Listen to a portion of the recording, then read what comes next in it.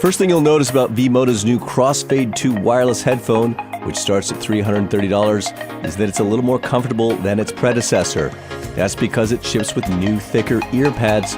Those new cushions aren't quite as thick as the optional extra-large ear pads you can purchase for V-Moto's earlier full-size headphones, but they do offer more cushion. The other big changes are on the inside.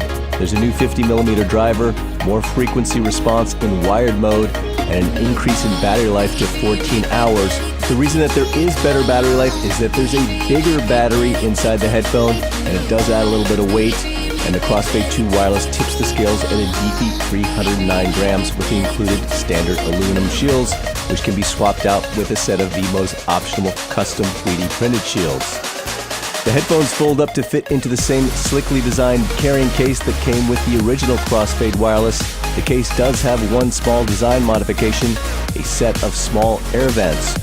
Why? Well, it turns out a lot of DJs like V-Moto headphones and they tend to sweat on their headphones and throw them in the case after a gig. Things can get a little stinky after that, thus the air vents. This is one of the best sounding Bluetooth headphones you'll find in this price range and arguably the best headphone V-Moto has ever made. While it doesn't blow away the competition as a wireless headphone, V-Moto has managed to increase the detail and clarity and improve the quality of the bass from the earlier model. It's also worth noting that the headphone has been certified by the Japan Audio Society to meet the high-res audio standard in wired mode. My only reservation about the Crossfade 2 wireless is that it's a little heavy, but otherwise it's an excellent, sturdily built wireless headphone that offers more refined sound than previous V-Moto headphones. For a more in-depth analysis, check out our text review on CNET.com. I am David Carnoy. This is the PX Bowers & Wilkins first wireless noise-canceling headphone and first noise-canceling headphone of any kind. Available in 2 color options, it's got that sleek, sophisticated design that B&W headphones are known for, with some metal parts and ballistic nylon on the ear cups. They feel quite sturdy, and I liked how their memory foam-equipped ear pads adhere magnetically and are easily replaceable. They cost $400 and are comfortable to wear, though they're not as light or quite as comfortable as those Quiet Comfort 35s. Like earlier B&W headphones, the PX comes with a quilted carrying case and a cable for listening in wired mode so you can plug into an in-flight entertainment system. It's worth noting that this headphone charges via USB-C and its battery life is rated at 22 hours with wireless and noise canceling turned on. That's right there with competing models from Bose, Sony, and Beats. On the back side of the right ear cup, there's an integrated remote, and I liked how the middle multi-function button is raised higher than the volume controls, which lets you operate the remote by feel alone. B&W's adaptive noise canceling isn't quite as strong as the noise canceling on the Bose QC35, but using the free companion app for iOS and Android devices, you can toggle through 3 levels of noise cancellation based on the environment you're in, which is nice. To maximize sound quality, you can turn off noise canceling altogether through the app or by hitting a button on the right ear cup. And you can also adjust the level pass-through sound so you can hear people talking to you better. The other feature worth mentioning is the autoplay and auto pause feature. If you pull an ear cup off your ear, your music pauses and then resumes as soon as you put the ear cup back on your ear. The PX's drivers are the same angle drivers previously found in B&W's $900 P9 headphone, and that angle design is supposed to create a more convincing soundstage. Overall, I did think this headphone sounded pretty open and had good clarity and natural sounding mids. The bass goes deep, but I wouldn't say it's super punchy or highly defined. So no, it doesn't blow away the competition from Sony, Bose, and Beats, but it does sound excellent for a wireless noise cancellation.